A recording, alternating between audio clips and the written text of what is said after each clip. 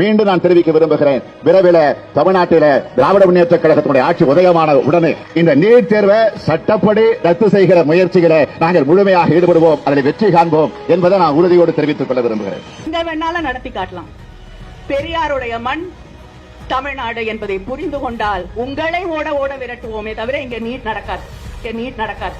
அனிதால ஆரம்பிச்சுமா இந்த 3 வருஷத்துல மட்டும் அனிதா, சுபஸ்ரீ, பிரதீபா, மோனிஷா, கோவை சுபஸ்ரீ, ரீத்துஸ்ரீ, வைசியா, ஏஞ்சலினா, கீர்த்தனா, தனலட்சுமி, ஆதித்யா, மோதிலால், ஜோதிஸ்ரீ, விக்னேஷ் 14 குழந்தைங்க தற்கொலை பண்ணிருக்குமா.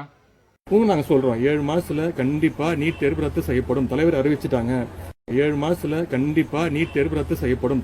ஒரே ஒரு ரகசியம் தான், அந்த ரகசியத்தை நான் இப்ப சொல்லிடுறேன்.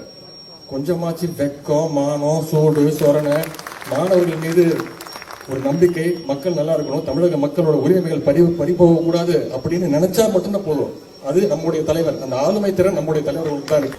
தமிழக மக்களாகிய உங்களுடைய ஆதரவோடு நம்முடைய தலைவர் தலைமையிலான ஆட்சி அமையும். அப்போ தமிழ்நாட்டில் நீட் இருக்காது. பழையபடி +2 மார்க்கை வச்சே நம்ம பசங்க மெடிக்கல் படிக்கத்தான் போறாங்க. முடியும்.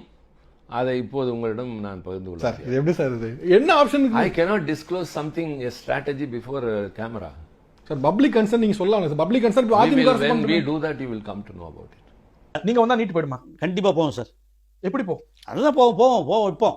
உங்க முயற்சி செஞ்சாலும் ஏத்துக்கிறது அவங்க தான். இப்ப ஏத்துக்காதவங்க அப்ப ஏத்துப்பாங்க. அதான் ஏத்துக்க வைப்போம். எப்படி? அதான் எங்களுடைய திறமை. டெஃபினட்டா நீட் தேர்வு தளபதி தமிழக முதல்வராக வந்தா நடக்காது.